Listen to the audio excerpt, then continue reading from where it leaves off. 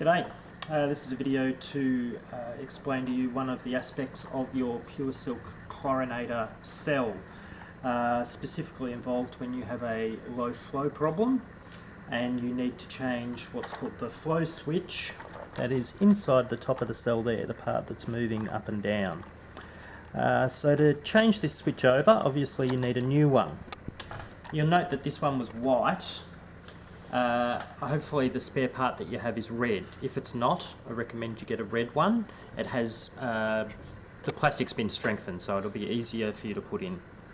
Now, the first thing you need to note is that if you look at the front of the cell with the socket facing you, the flow switch comes in from the right hand side, not from this side.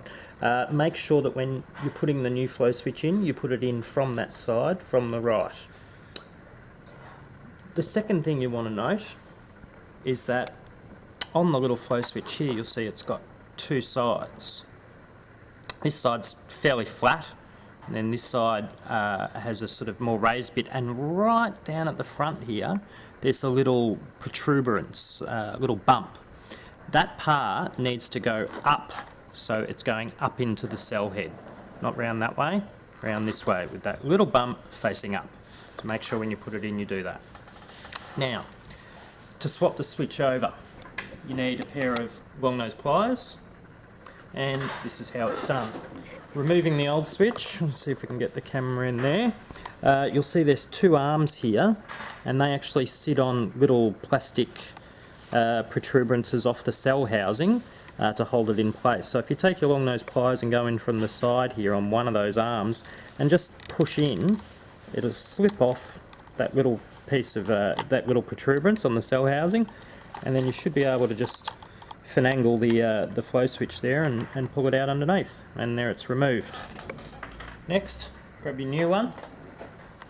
Again, making sure that little bump is facing up, so it'll go up into the cell head, and coming in from the right hand side, you just slide it in on an angle like that. I'll just put these pliers down.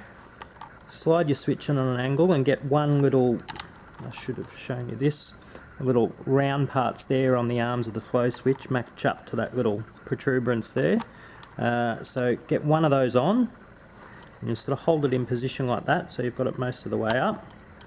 Now I know my hand's going to be blocking a bit here. Take your long nose pliers, come in from the side, and we're just going to push that other arm over. You can even use a bit of a finger there and push it over onto the other one. Just slot it into place, and bang, your new flow switch is installed. Should fix up your low flow problem.